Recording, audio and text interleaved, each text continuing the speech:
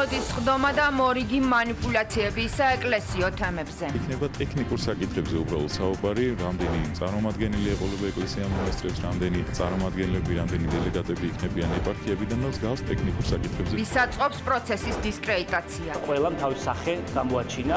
მათი ინტერესი არის, რომ რაც შეიძლება დაზიანდეს ეკლესია, როგორც ერთ-ერთი ფუნდამენტური საზოგადოებრივი ინსტიტუტი. რა უნდა განიხილონ მღვდელმთავრებმა კრებაზე, რომელიც მეორედ ტარდება ილია მეორის გარეშე. ბოლო 72 საათში დაკავებული 108 ადამიანი.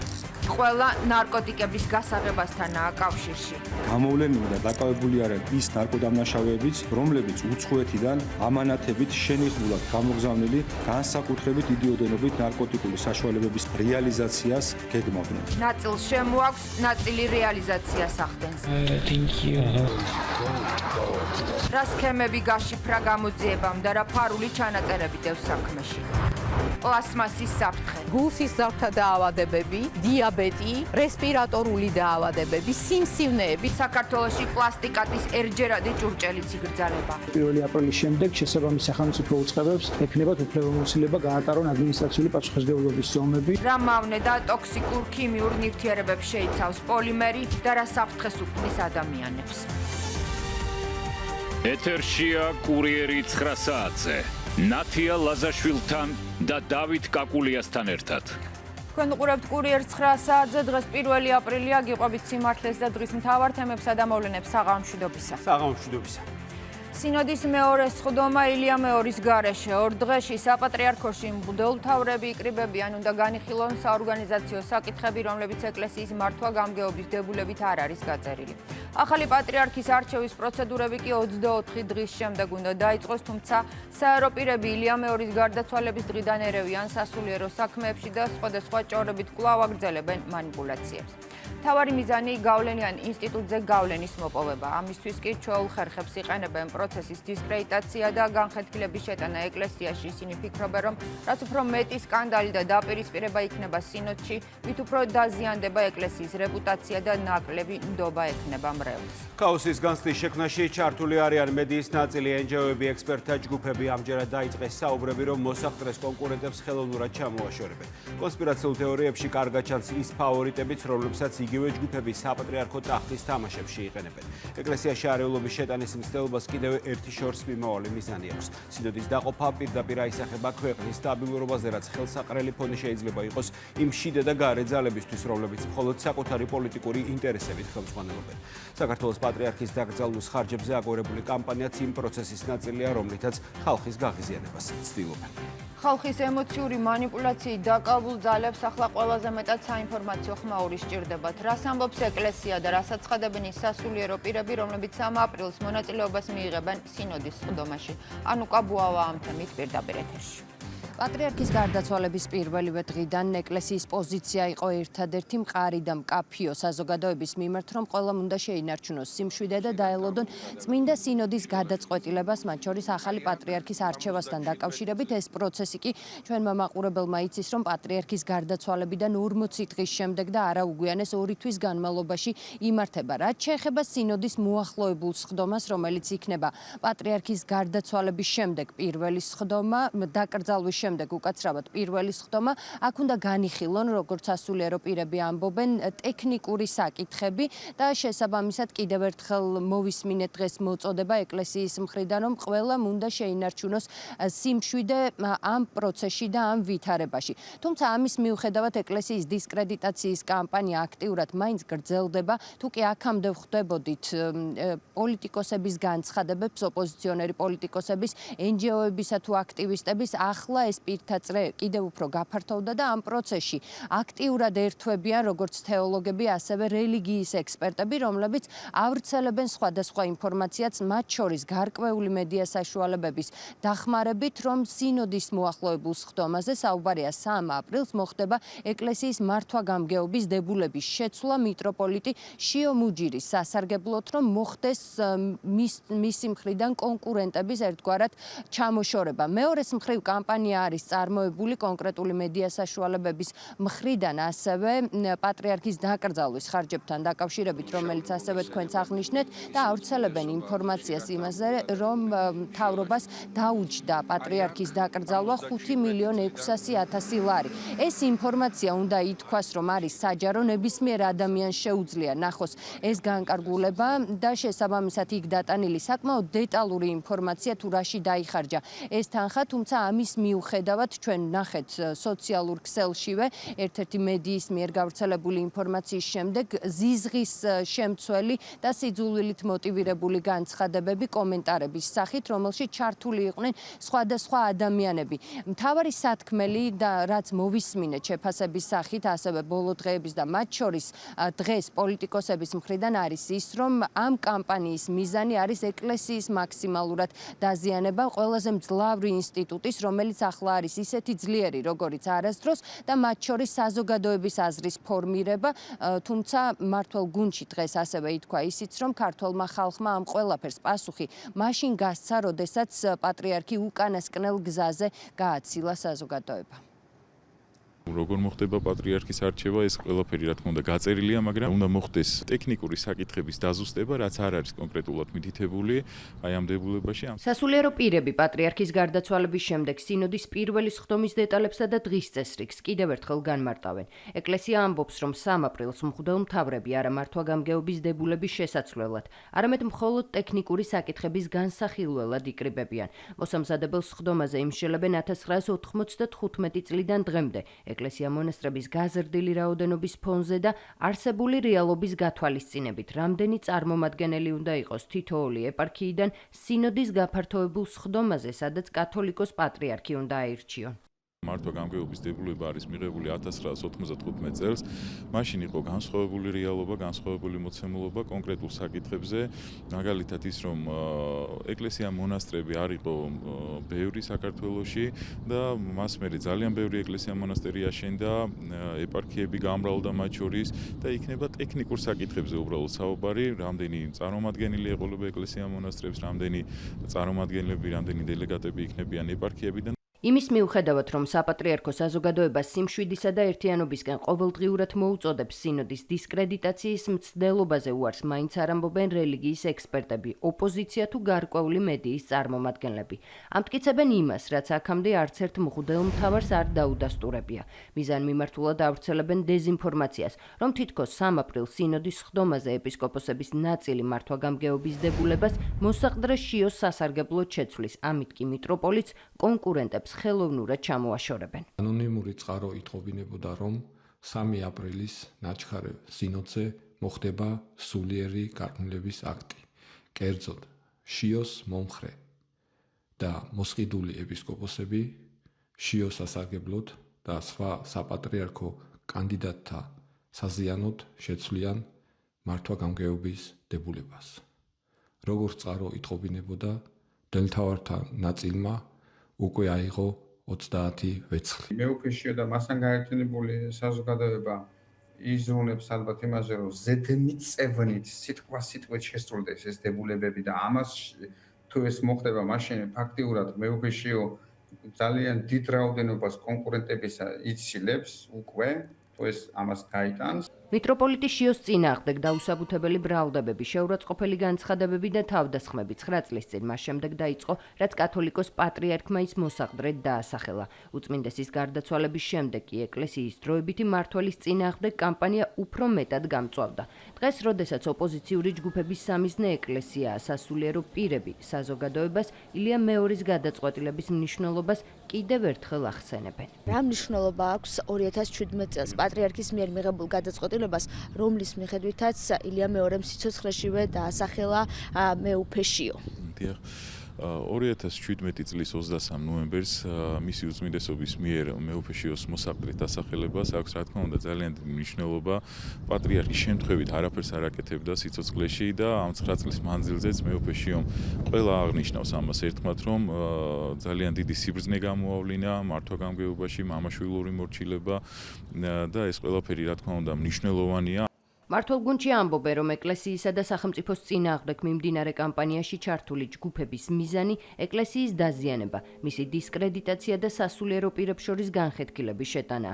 უმრავლესობის თქმით, სინოდის გადაწყვეტილებებში უხეშად ერევიან უცხოეთიდან დაფინანსებული გარკვეული მედია საშუალებებიც, რომლებიც პატრიარქის გარდაცვალებიდან დღემდე ყალბ ინფორმაციას მიზანმიმართულად ავრცელებენ. თავდასხმა იმისთვის, რომ მაქსიმალურ განხეთქილება შეიტანონ ეკლესიაში, მაქსიმალურ დაპირისპირება შეიტანონ და ასევე ავტორიტეტი შეულახონ ეკლესიას. ეს მედია საშუალებები, მათ შორის, რომლებიც პოზიციონირებენ თითქოს რაღაც სიმართლის გაშუქება, რეალურად ხედავთ, სიმართლე კი არა, მათი მთავარი მიზანი არის მაქსიმალურად დაზიანება ეკლესიის და სხვა საზოგადოებრივი ინსტიტუტების, აი ამ ტიპის ტყუილების, სხვადასხვა ტიპის დეზინფორმაციული კამპანიების გავრცელებით.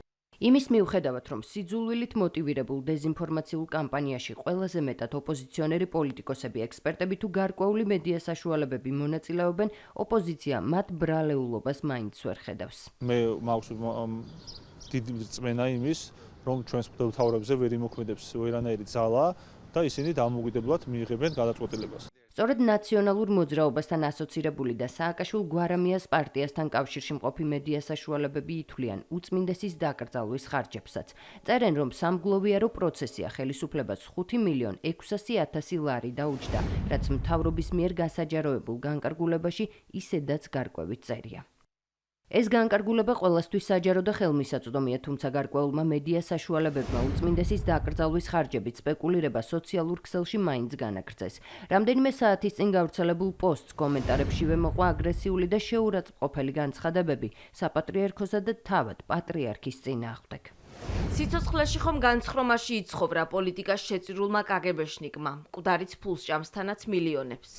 ცოცხალი იყო და ფულში იჯდა, მოკვდა და ფულში დაფლეს. პატრიარქი იყო თუ ყადი?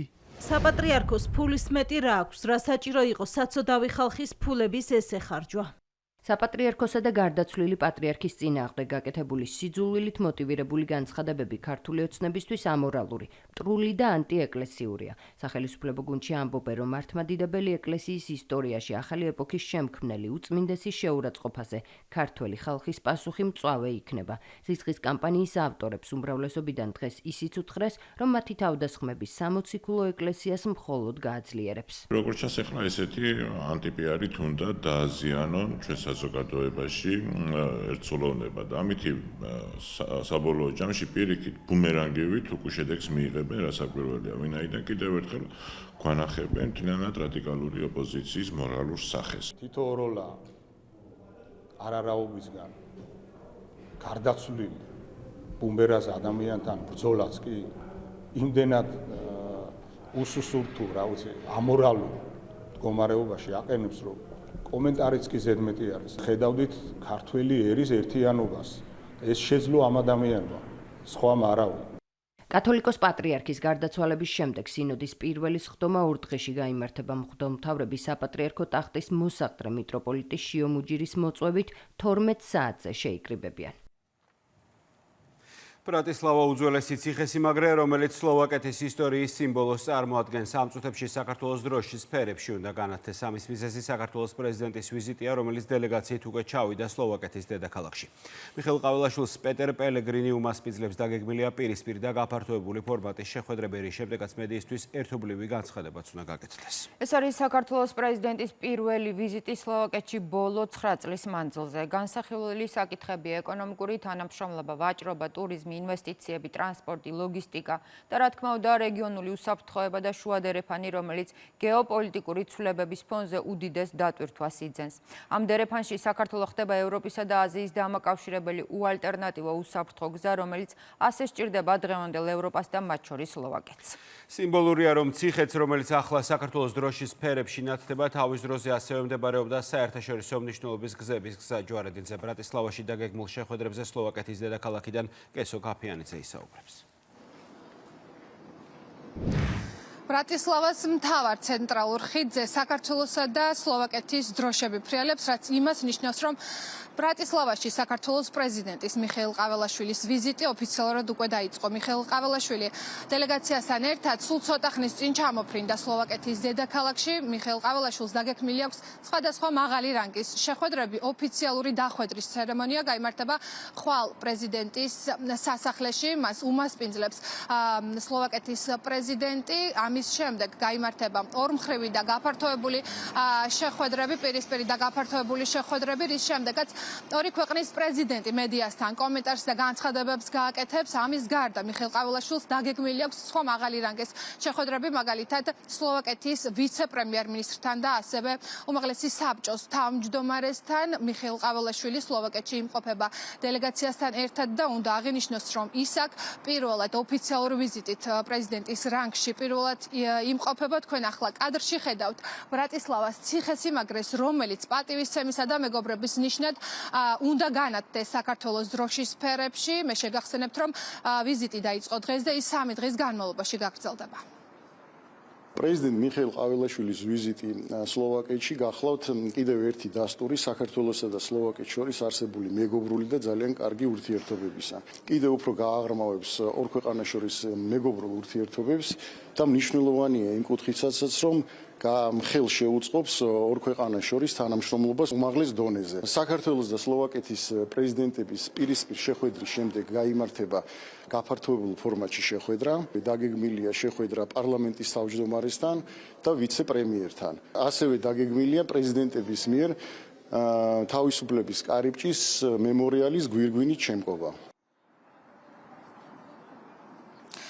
ჩვენ ვიმყოფებით ბრატისლავას ციხესიმაგრესთან, რომელიც რამდენიმე წუთში უნდა აინთოს საქართველოს დროშის სფერებში. მიხეილ ყაველაშვილი ცოტა ხნის წინ ჩამოვიდა დელეგაციასთან ერთად ბრატისლავაში. დელეგაციის შემადგენლობაში არიან საქართველოს პარლამენტის საგარეო ურთიერთობათა კომიტეტის თავმჯდომარე ნიკოლოზ სამხარაძე, საქართველოს საგარეო საქმეთა მინისტრის მოადგილე, სლოვაკეთში საქართველოს სრულუფლებიანი ელჩი და პრეზიდენტის ადმინისტრაციის წარმომადგენლები. ვიზიტი 3 დღის განმავლობაში გაგრძელდება და ის 3 აპრილს დასრულდება.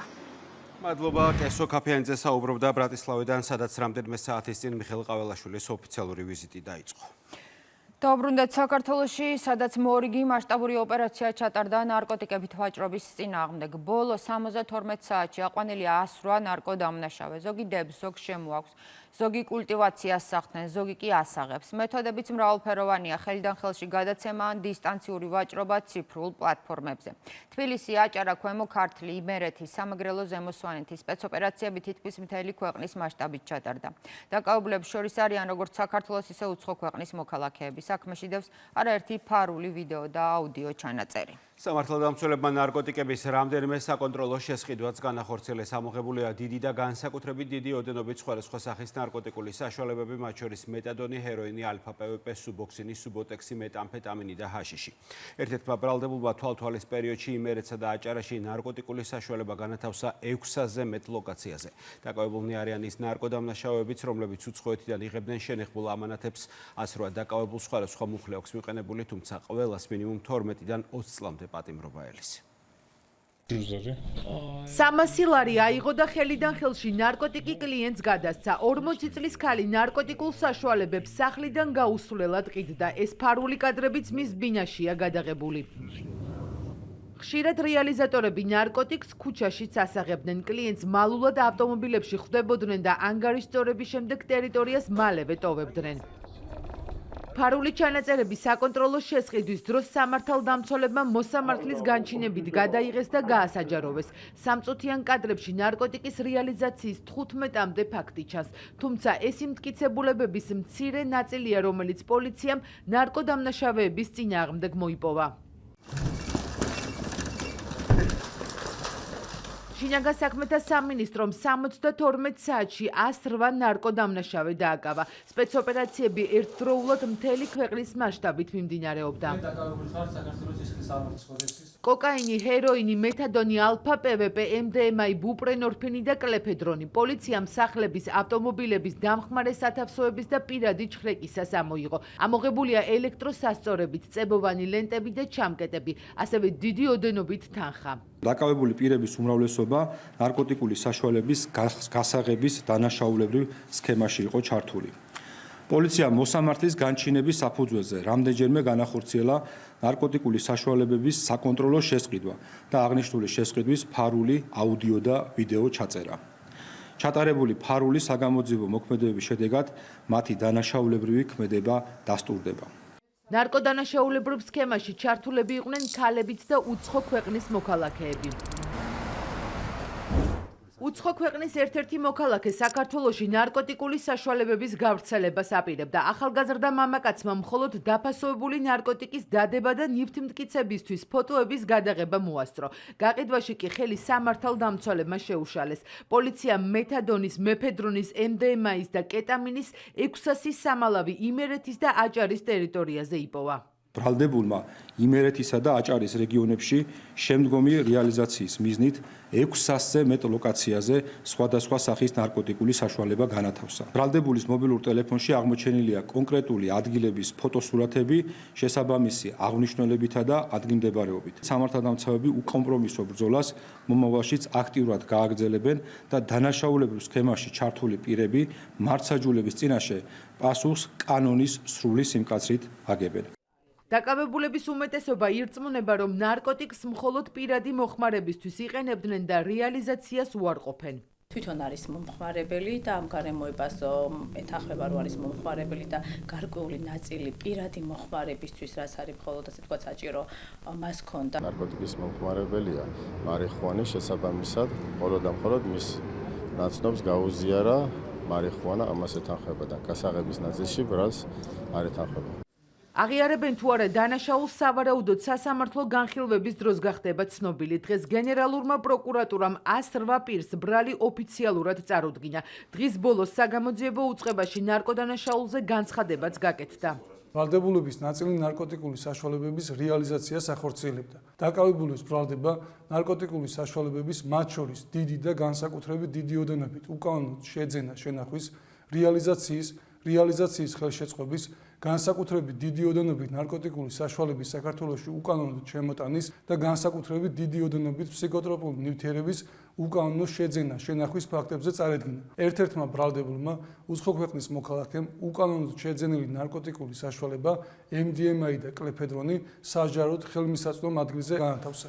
გამოძიების ინფორმაციით დაკავებულების უმეტესობა ორგანიზებული დანაშაულებრივი ჯგუფის წევრია და ნარკორეალიზაციაში აქტიურად მონაწილეობდა. მათ შორის არიან ისეთებიც, რომლებსაც უცხოეთიდან ნარკოტიკით სავსე შენიღბული ამანათი უნდა მიიღოთ, თუმცა ისინი პოლიციამ დანაშაულის ფაქტზე აიყვანა. 108 დაკავებულს 20 წლამდე ან უვადო პატიმრობა ემუქრება. ნიღბიანი ქალების ყაჩაღური თავდასხმა 71 წლის პენსიონერზე დეიდაშვილები, რომლებსაც სავარაუდოდ ცეცხლსასროლი იარაღიც ჰქონდა, თელავის მუნიციპალიტეტში სოფელ ყარაჯალაში მარტოხელა მოხუცის სახლში გვიან ღამით შეიჭრნენ. საქმეში ფიგურირებს ერთ-ერთი თავდასხმელის 18 წლის ვაჟიც. ყაჩაღები განსაკუთრებით აგრესიულები მას შემდეგ გახდნენ, რაც მსხვერპლმა ნიღბიანებში ყოფილი რძალი ამოიცნო. 71 წლის ქალის სასტიკად ნაცემია სახლიდან წაღებული 8500 ლარი საბანკო ბარათები და მობილური ტელეფონები, თუმცა სამართალდამცველებმა სამივე დამნაშავეც ხელკვალზე დააკავეს. მათ 12 წლამდე პატიმრობა ემუქრებათ. სოფელ ყარაჯალაში ადგილობრივები გვიან ხამით ქალის ყვირილის ხმამ გააღვიძა. 71 წლის მარტოხელა პენსიონერი დახმარებას ითხოვდა. მას სახისა და სხეულის სხვადასხვა არეში მძიმე დაზიანებები აღენიშნებოდა. შევედი მე ოთახში აქეთ. დავინახე რომ სულ ყველაფერი დაღრილია. მათლი, ბალიში, ადიალები სულ ყველაფერი. მე კი ლიზა შიგნიდან აქავარო მოდიო. მე შევედი დავინახე რომ სულ ისეთი დაშავებულია ქალი, ოქრო მომეციო, ეგრეთ ჩემდა. ერთი თავშიო, ერთი კიდე ფეხით გვერდებში. ყაჩაღური თავდასხმის მთავარი ფიგურანტი დედა და მისი 18 წლის შვილია. 36 წლის ქალი ვაჟთან და კიდევ ერთ თანამზრახველთან ერთად მარტოხელა მოხუც თავს იმ დროს დაესხა, როცა მეპატრონემ სახლში შუქები ჩააქრო და დასაძინებლად მოემზადა. გავრცელებული ინფორმაციით თავდამსხმელები განსაკუთრებით აგრესიულები მას შემდეგ გახდნენ, რაც მსხვერპლმა ნიღბის ქვეშ თანასოფლელი ქალი ამოიცნო. გარეთ გამოსვლა და უთქია რომ ეგრე მოხდა შვილას უთხოვდა მეზობლისგან. ერთი ჩვენი ძალი იყო, ერთი კიდე მაგ ბიჭის დედა არის. 71 წლის ქალზე ყაჩაღური თავდასხმა 36 წლის ქალმა პირადად დაორგანიზა და მასში საკუთარი შვილიც ჩართო. სასტიკი ძალადობის შემდეგ მათ პენსიონერს 8200 ლარი, საბანკო ბარათები და მობილური ტელეფონი გასტაცეს. ადგილობრივების თქმით, თავდამსხმელებმა სავარაუდოდ იცოდნენ, რომ ქალი სახლში რამდენიმე 1000 ლარს ინახავდა. ფული წაიღეს, ფულზე შევიდნენ და ცემეს ძალიან მაგრად. აიღოს ფული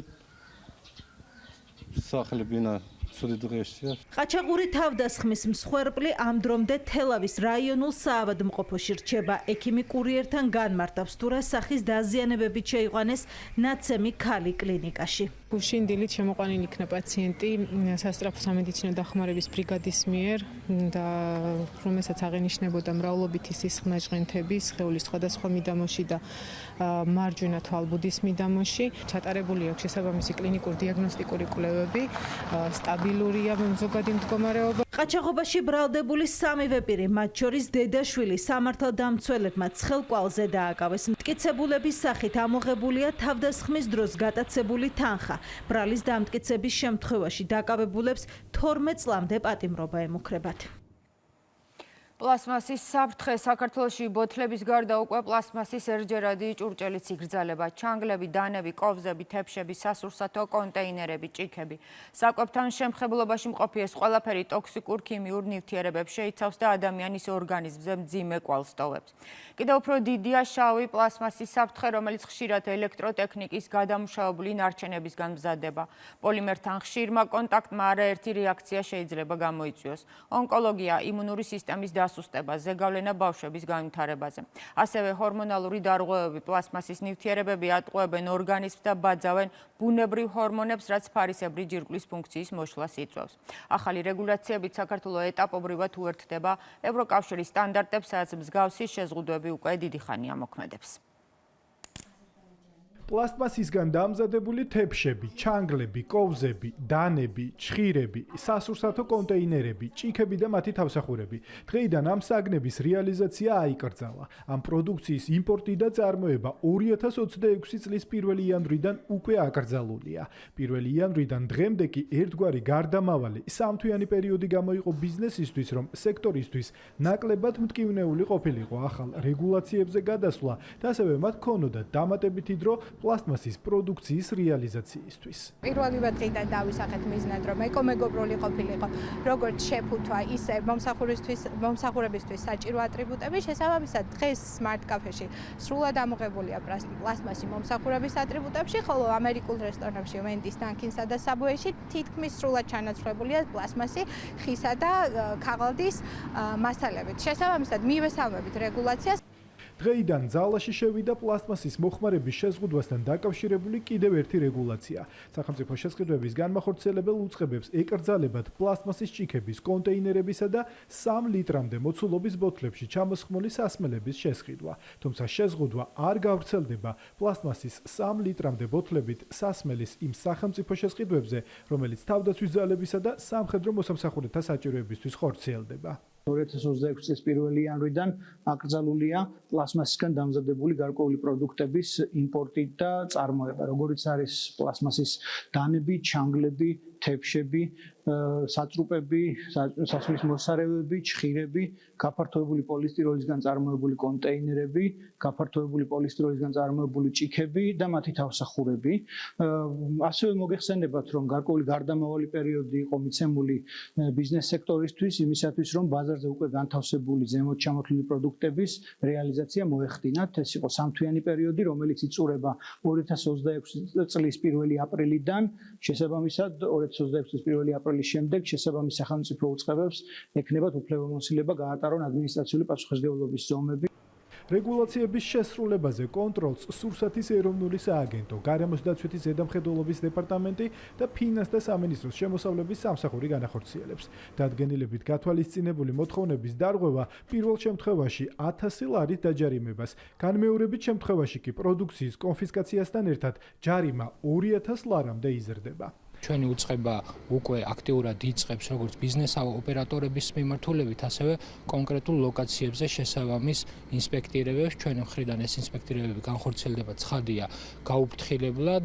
აქ არის დაწესებული ადმინისტრაციულ სამართალდაღოთა კოდექსის კონკრეტული მუხლით შესაბამისი საჯარიმო სანქცია დარღვევების შემთხვევაში და აქვე აუცილებლად უნდა დავამატოთ, რომ აღნიშნული რეგულაცია არ მოიაზრებს და არ არის მისი მიზანი ბიზნეს ოპერატორების ან კონკრეტული პირების სანქცირება, არამედ მთავარი მიზანი კეთდება და აქცენტი კეთდება ადამიანების ჯანმრთელობის უსაფრთხოებას. როდესაც ჩვენ ვსვათ საზოგადოებრივ კვების ობიექტებში 1 ივლისიდან და დაგხვდება იქ ერთჯერადი კონტეინერი, ანჯერადი ჭიქა გამოყენებული საბოლოო მომხმარებლისთვის მისაწოდებლად, იმ ობიექტს მიეცემა მითითება, რომ ეს უნდა იყოს ამოღებული ხმარებიდან, ხოლო თუ ჩვენი მითითებები არ იქნება შესრულებული, შესაბამისი ადმინისტრირების ღონისძიებები განხორციელდება. მოძრავი ჯიხურები, ფარდულები, რესტორნები, კაფეები და სურსათის ადგილზე მიწოდების სერვისის გამწევი ბიზნეს ოპერატორების, აი ყველა მათ შეეხებათ ეს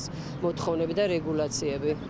გარემოს დაცვისა და სოფლის მეურნეობის სამინისტრო გადაწყვეტილების მთავარ საფუძვლად გარემოზე ზრუნვას ასახელებს. უწყებამ პლასტმასით დაბინძურების დიაგნოსტირებისთვის რამდენიმე კვლევა ჩაატარა. დადგინდა, რომ მდინარეებში აღმოჩენილი ნარჩენების დაახლოებით 88% პლასტმასია. მათი უდიდესი წილი კი ერთჯერადი გამოყენების პლასტმასის პროდუქტებზე მოდის. ნარჩენებს, განსაკუთრებით მიკროპლასტმასებს, რომლებიც ღრმად შეაღწევენ ადამიანის ორგანიზმში, აქვთ პოტენციალი ზემოქმედება მოახდინონ ადამიანის ჯანმრთელობაზე, ყველაზე უფრო დიდი მკვლელების, როგორიც არის გულსისხლძარღვთა დაავადებები, დიაბეტი, რესპირატორული დაავადებები, სიმსივნეების განვითარების თვალსაზრისით. ეს ყველაფერი ზრდის დაავადებათა ტვირთს. საქართველოში დაავადებათა ტვირთი გახლავთ მაღალი, განსაკუთრებით ამ არაგადამდები დაავადებებისა, რომელიც მთლიანი სიკვდილობის 97%-ს შეადგენს. დღეს ზალაში შესული რეგულაცია არ ვრცელდება პლასტმასის პროდუქციის ექსპორტზე. თუმცა მწარმოებლებს, რომლებიც პროდუქციას ექსპორტის მიზნით ამზადებენ, ვალდებულება ეკისრებათ წარმოების დაწყებამდე მინიმუმ 1 თვით ადრე წერილობით აცნობონ გარემოს დაცვითი ზედამხედველობის დეპარტამენტს. დეპარტამენტმა უნდა მიიღოს ინფორმაცია წარმოების დაწყებისა და დასრულების ვადების, დასამზადებელი პროდუქციის რაოდენობის, საექსპორტო ქვეყნებისა და ექსპორტის განხორციელების გრაფიკის შესახებ. დღეს საქართველოს პრემიერ-მინისტრის საერთაშორისო სავალუტო ფონდის მისიის ხელმძღვანელს შეხვდა საუბარი შეეხო საქართველოს მთავრობასა და საერთაშორისო სავალუტო ფონდს შორის არსებულ მჭიდრო თანამშრომლობას და საფინანსო ინსტიტუტის მხარდაჭერას, მათ შორის ფისკალური და სტრუქტურული რეფორმების მიმართულებით. ყურადღება ასევე გამახვილდა საქართველოს ეკონომიკური ზრდის დინამიკასა და სტრატეგიული ინფრასტრუქტურული პროექტების მნიშვნელობაზე. ირაკლი კობახიძემ და ალეხანდრო ჰაიდენბერგმა ისაუბრეს შავი ზღვის წყალქვეშა კაბელსა და ანაკლიის ღრმაწყლოვან პორცეთს.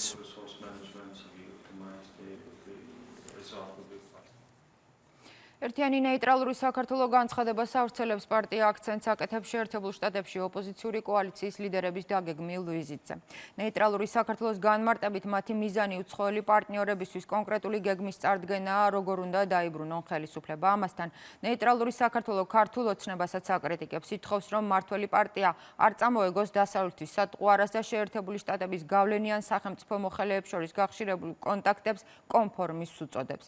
ნეიტრალური საქართველო ამ თემებზე საჯარო სატელევიზიო დებატებს ითხოვს.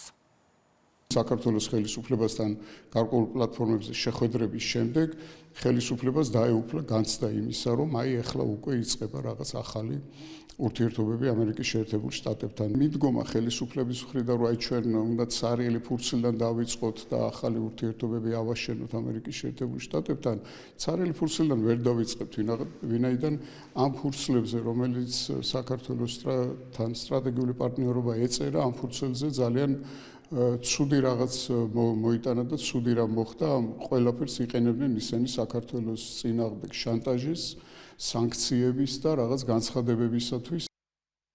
ჩვენ თითოეული ნაბიჯი, თითოეული ურთიერთობა აქტიობა, მათ შორის ამერიკის შეერთებულ შტატებთან, მაგრამ ნებისმიერ სხვა სახელმწიფოსთან არის ნაკარნახევი საქართველოს ეროვნული ინტერესებით.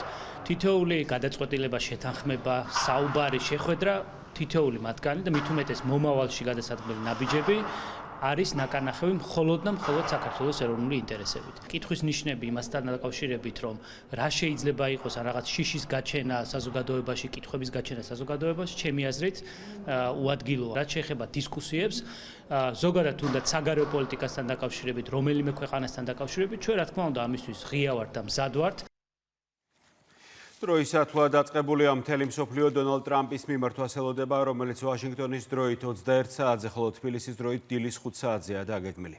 წინასწარი ინფორმაციით ამერიკის მოქალაქეებისადმი გაკეთებულ მიმართვაში შტატების პრეზიდენტი ორ მთავარ თემაზე გაამახვილებს ყურადღებას. ომი ირანში და ნატოს კრიტიკა დასავლური მედიისთვის მიცემულ ინტერვიუში ტრამპმა უკვე დაანონსა, რომ სპარსეთის ყურეს მალე დატოვებს და საჭიროების შემთხვევაში შესაძლოა იქ წერტილოვანი დარტყმებისთვის დაბრუნდეს. ტრამპმა ასევე განაცხადა, რომ ირანის პრეზიდენტმა მას ცეცხლის შეწყვეტას თხოვა, თუმცა თეირანი ამას არ ადასტურებს. კაცილები დიდი მოლოდინია რა სიტყვის დონალდ ტრამპი მოკავშირეებზე. ჰორმუზის სრუტე შესაძლოა ნატოს დაშლის მიზეზი გახდეს. მხოლოდ მუქარა დისტანცირება თუ საერთოდ გასვლა სამხედრო ალიანსიდან. ვაშინგტონი უკვე მერამდენეთ უწოდებს მსოფლიოს უმსხვილეს სამხედრო გაერთიანებას ქაღალდის ვეფხს. სახელდება სხვა ვარიანტებიც, მათ შორის დაფინანსების შეწყვეტა, ნატოსთვის და ჯარების გაყვანა იმ ქვეყნებიდან, რომლებიც ტრამპის პოლიტიკას არ იზიარებენ. ამერიკის პრეზიდენტმა უკვე დაადასტურა, რომ სერიოზულად განიხილავს ალიანსის დატოვების საკითხს. სახელმწიფო მდივანი მარკო რუბიო ცხადებს, რომ ომის დასრულების შემდეგ ვაშინგტონს ნატოსთან ურთიერთობების გადახედვა მოუწევს. ვიდრე მსოფლიო მედია თეთრ სახლში დაგეგმილ პრესკონფერენციას ელოდება. ტრამპმა სოციალურ ქსელში დაწერა, რომ ირანის პრეზიდენტმა მას ცეცხლის შეწყვეტის თხოვნით უკვე მიმართა. ვაშინგტონმა საპასუხო პირობად წამოაყენა. საკითხის განხილვა მხოლოდ მას შემდეგ დაიწყება, რაც ჰორმუზის სრუტეში სრულად აღდგება საზღვაო მიმოსვლა. ირანის რეჟიმის ახალი პრეზიდენტი ნაკლებად რადიკალიზებულია და წინამორბედებისგან ბევრად ჭკვიანიც. მან ცოტა ხნის წინ შეერთებულ შტატებს ცეცხლის შეწყვეტის თხოვნით მიმართა. ამ საკითხს მას შემდეგ განვიხილავთ, რაც ჰორმუზის სრუტე გაიხსნება, იქნება თავისუფალი და სუფთა. იქამდე კი ირანის განადგურებას გავაგრძელებთ, ან როგორც ამბობენ, გავაგრძელებთ ქვის ხანაში მის დაბრუნებას. თავად ირანის პრეზიდენტი დღეს თეირანში ქვეყნის საგარეო საქმეთა მინისტრთან ერთად ისლამური რესპუბლიკის დაარსების 47 წლის თავისადმი მიძღვნილ დემონსტრაციაზე იმყოფებოდა. შეერთებული შტატების პრეზიდენტისთვის გაგზავნილი თხოვნის შესახებ არც მასუდ პეზეშკიანს და არც აბას არაღჩის არაფერი უთქვამთ. შეუძლებელია არ აღფრთოვანდე ამ ადამიანებით, რომლებიც ასეთი ენთუზიაზმით და უდიდესი შემართებით იღწვიან საკუთარი ქვეყნისთვის. ისინი მეტგრად დგანან სამშობლოს სადარაჯოზე და ინარჩუნებენ საზოგადოებრივ ერთობას. მხარეებს შორის კონფლიქტის დიპლომატიური გზით შესაძლო მოგვარებამდე კი ცახალი და პენტაგონი ირანში სამხედრო ოპერაციას განაგრძობენ. აფეთქებებია ისპაჰანში. მედია წერს, რომ ამ დრომდე უცნობია დაზიანდა თუ არა ქალაქში მდებარე სტრატეგიული დანიშნულების ბირთვული ინფრასტრუქტურა. ცენტრალური სარდლობის უახლესი სადაზვერვო მონაცემები ცხადყოფს, რომ ჩვენი დარტყმები ანადგურებს ირანის არმიის საბრძოლო სულისკვეთებას. ეს მასობრივ დეზერტირობას, საკვანძო პერსონალის დეფიციტს და მაღალჩინოსნებს შორის სრულ დაბნეულობას იწვევს. პარალელურად ირანმა საჰაერო თავდასხმები განახორციელა ისრაელზე. ბალისტიკური რაკეტის აფეთქების შემდეგ თელ-ავივის აღმოსავლეთით მდებარე დასახლებაში სამძებრო ოპერაცია მიმდინარეობს. ბნეი ბრაკში განადგურებული სახლებიდან მაშორებმა დაშავებულები გამოიყვანეს. ახლო აღმოსავლეთში მიმდინარე შეიარაღებული დაპირისპირების კიდევ ერთი ცხელი წერტილი ლიბანია. რადიკალური დაჯგუფება ჰეზბოლას მიერ ისრაელზე განხორციელებული საჰაერო თავდასხმების საპასუხოდ სახალმა ქვეყნის სამხრეთით მდებარე რეგიონებში სახმელეთო ოპერაცია დაიწყო და ტერიტორიაზე ბუფერული ზონის შექმნის გადაწყვეტილებაც მიიღო. ჩვენ სტრატეგიული გარდატეხა მოვახდინეთ. ირანი ჩვენს დახრჩობას ცდილობდა, დღეს კი მათ ჩვენ ვახრჩობთ. აიათოლას რეჟიმი ისეთი სუსტია, როგორც არასდროს. ვიდრე მხარეები დიპლომატიური მოლაპარაკებების მაგიდასთან დასხდებიან, ირანის მიერ მსოფლიოს უმსხვილესი ენერგეტიკული არტერიის ჰორმუზის სრუტის ბლოკირების გამო ბაზრებზე ნავთობის ფასმა ბარელზე $119 მიაღწია. მედიის ინფორმაციით ეს ირანში ამერიკის შეერთებული შტატებისა და ისრაელის სამხედრო ოპერაციის დაწყების შემდეგ დაფიქსირებული მაქსიმალური მაჩვენებელია. 10,000-ობით მიუსაფარი ცხოველი ქვეყანაში, ქუჩაში არაკეთილსინდისიერი მეპატრონეების მიერ დატოვებული ძაღლები და კატები უკვე წლებია პრობლემას წარმოადგენენ. განსაკუთრებით კი იმ შემთხვევაში, თუ ცხოველებს ჩატარებული არ აქვთ ვაქცინაცია. პრობლემის მოგვარების პასწლებია ითხოვენ ცხოველთა უფლებების დამცველები, თუმცა მას შემდეგ, რაც სახელმწიფომ მიუსაფარ ძაღლებზე ზრუნვა დაიწყო და ვაქცინაცია სტერილიზაციის მიზნით არაერთი ცხოველი გადაჰყავთ სპეციალურ თავშესაფრებში, იმატა დეზინფორმაციამაც, რომ თითქოს ცხოველებს ამ ობიექტებზე აძინებენ. საუზუსტებელი ინფორმაციას, რომელიც საჯარო სივრცეში გავრცელდა, სურსათის ეროვნულმა სააგენტომ უკვე გასცა პასუხი უწყება, აცხადებს, რომ ძაღლების გადაყვანა მხოლოდ პროგრამით გათვალისწინებული ვეტერინარული ღონისძიებების ჩატარების მიზნით ხდება და ითვალისწინებს მიუსაფარი ან მიკედლებული ძაღლების ცოფის საწინააღმდეგო ვაქცინაციას, იდენტიფიკაციისთვის სპეციალური საჭდის გაკეთებასა და კასტრაციას, სტერილიზაციას. შესაბამისი პროცედურების შემდეგ ცხოველებს კვლავ მათთვის ნაცნობ გარემოში აბრუნებენ, თუმცა არის განსაკუთრებული ობიექტები, სადაც ძაღლებს მთავრობის განკარგულებით იმავე ადგილებში ვეღარ დააბრუნებენ. ეს არის სრული სიცრუე და დეზინფორმაცია. ასე აფასებს შიდა ქართლის ინტერმუნიციპალური სააგენტოს ხელმძღვანელი სოციალურ ქსელში გავრცელებულ ინფორმაციას. თითქოს მიუსაფარ ცხოველებს აძინებენ ან კრემატორიუმში წვავენ. ბექა გიუნაშვილის თქმით, მტკიცებულებების გარეშე დეზინფორმაციული კამპანიის მიზანი სააგენტოს დისკრედიტაციაა. სააგენტოში არსებული კრემატორიუმი გამოიყენება მხოლოდ და მხოლოდ სხვადასხვა ქირურგიული და ვეტერინარული манипуляციის შედეგად მიღებული ნარჩენების და უკვე გარდაცვლილი ცხოველის უტილიზაციისათვის. აღნიშნული ქმედება, რომელიც მიზნად ისახავს სააგენტოს დისკრედიტაციას, მიუღებელია ჩვენთვის. სოციალურ ქსელში გავრცელებული ინფორმაციის შემდეგ გორში აქცია გაიმართა, თუმცა აქციის მონაწილეები მტკიცებულებების ნაცვლად მხოლოდ ვარაუდებით საუბრობენ.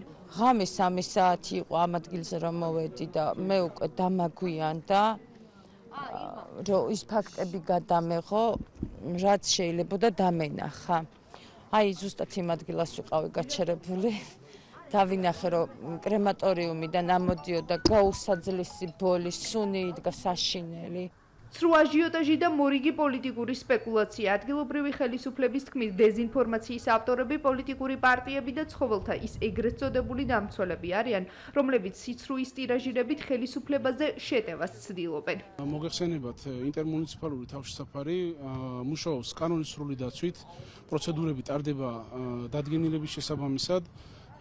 არიან ადამიანები, რომლებიც მიზანმიმართულად ცდილობენ იმოქმედონ ადამიანების ემოციებზე, манипуლირებენ მათი ემოციებით. მინდა ყველას მოუწოდო, რომ არენდონ ამ ცრუ ინფორმაციას. პოლიტიკურ პარტიებმა და ეგრეთ წოდებულმა ცხოველის დამცველებმა ატეხეს ტყუილი აჟიოტაჟი, რასაც იყენებენ ჩვენი პარტიის დისკრიმინაციის მიზნით.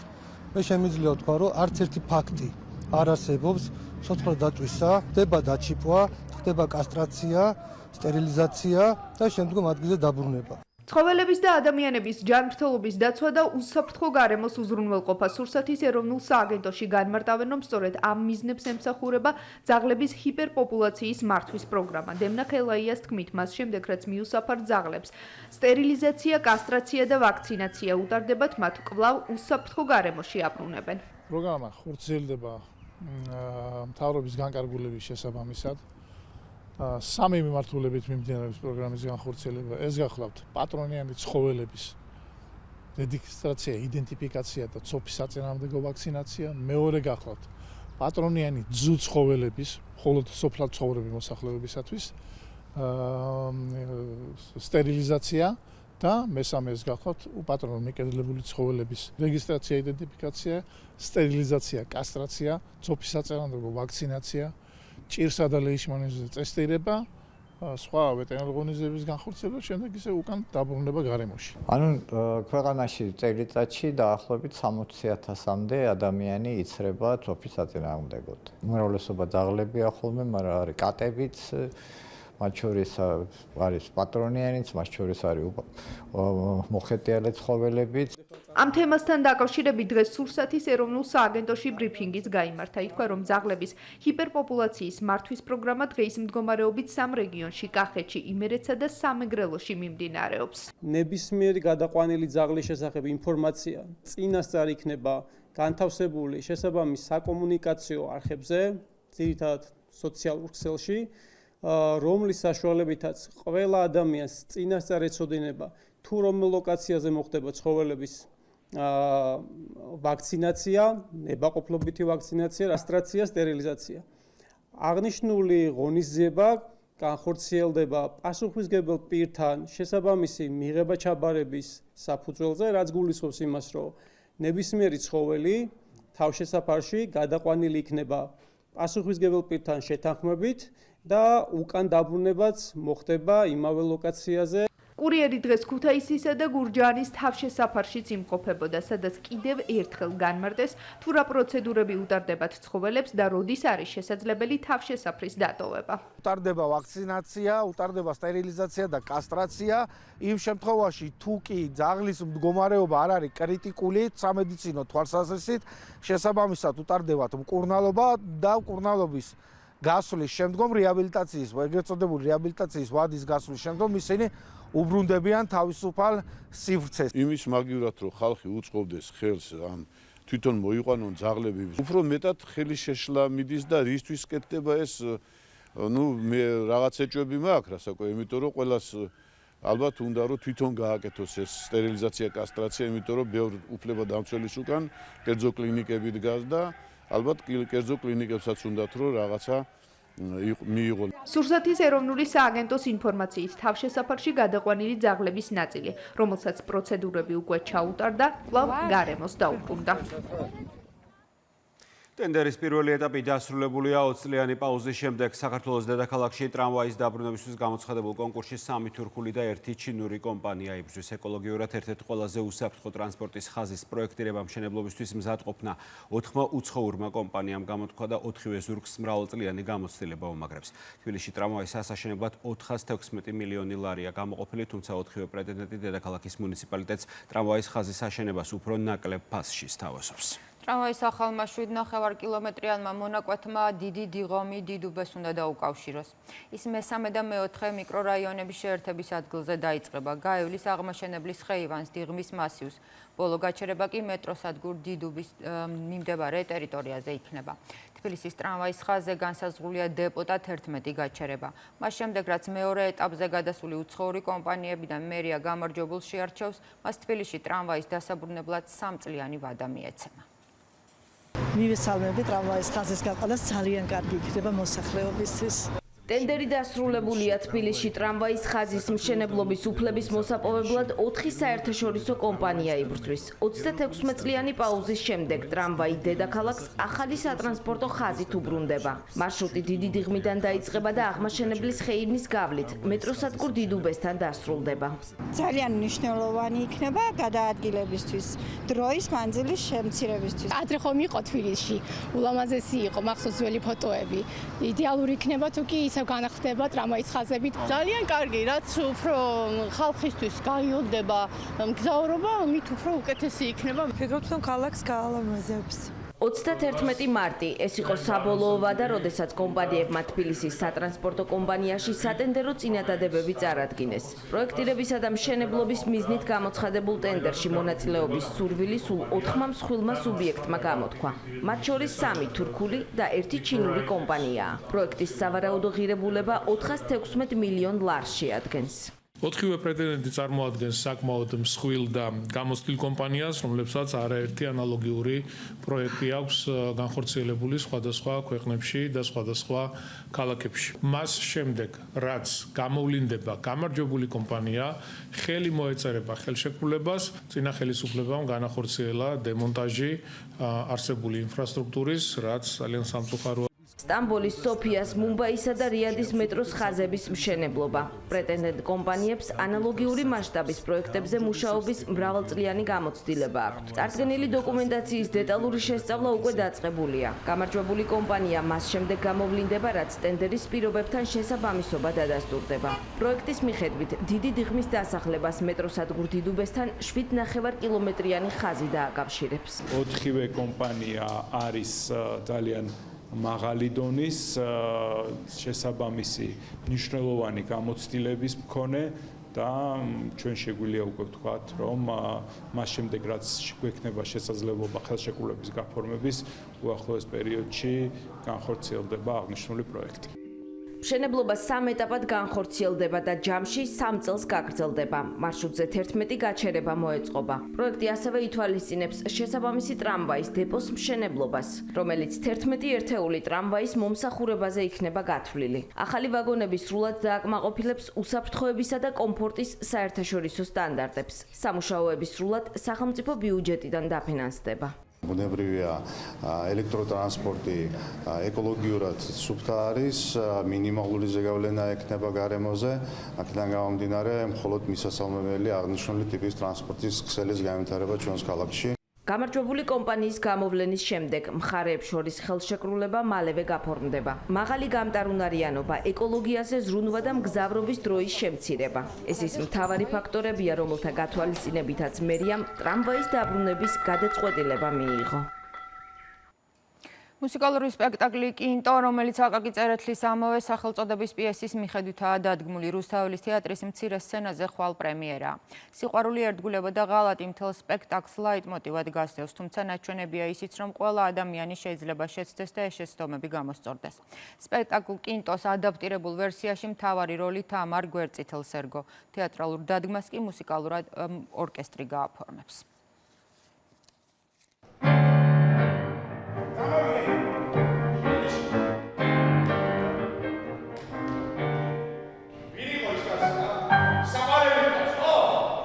სიყვარული, მეგობრობა, ღალატი და ორპირობა.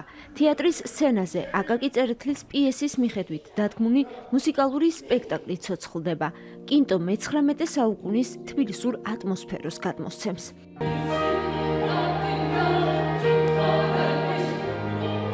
სპექტაკლი ქართულ თეატრალურ სივრცეში 90-იანი წლების შემდეგ არ დადგმულა.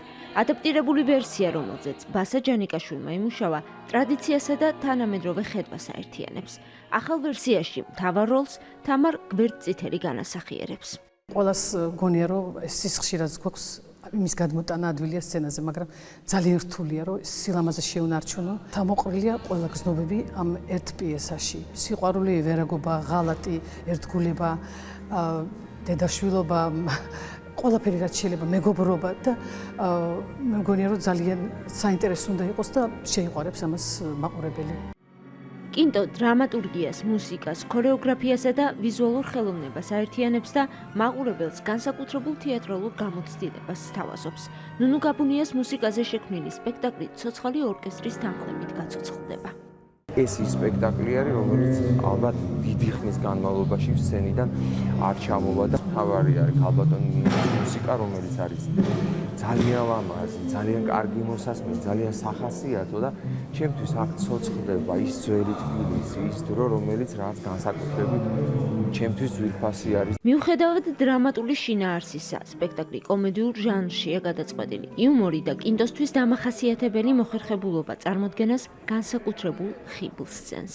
ძალიან საინტერესოა ჩემთვის აი ამ ატმოსფეროში გადაჭრა, ასე ვთქვათ, მე-19 საუკუნის თბილისი, ორთაჭალა, ავლაბარი და იმედია, რომ ვიცი მაყურებლისთვის საინტერესო იქნება. ვფიქრობ, რომ ძალიან საინტერესო მუსიკალური ნაწარმოები შეიქმნა. ეს არის ვოდევილი, ფრანგული ვოდევილიდან გადმოქართულებული. ვფიქრობ, რომ ძალიან სახალისო სიუჟეტია, ბასამაც რაღაც ძალიან ბევრი რაღაც ნიუანსი შეიტანა. გასაგები რო ყოფილიყო თანამედროვე მსმენელისათვის ტექსტი. შემოქმედებითი გუნდი მაყურებელს ძველ თბილისში სამოგზაუროდ რუსთაველის თეატრის მცირე სცენაზე 2 და 3 აპრილს ელოდება. ასე იყო დღევანდელი დღე 1 აპრილი და კურიერი 9 საათზე. რამდენიმე წუთში დღის და კვირის მთავარ პოლიტიკურ თემებზე საუბარი ღამის კურიერში გაგრძელდება. ჩვენ კი დღეს ამით ვასრულებთ მუშაობას, ყოველდღე გემშვიდობით ნახვამდის.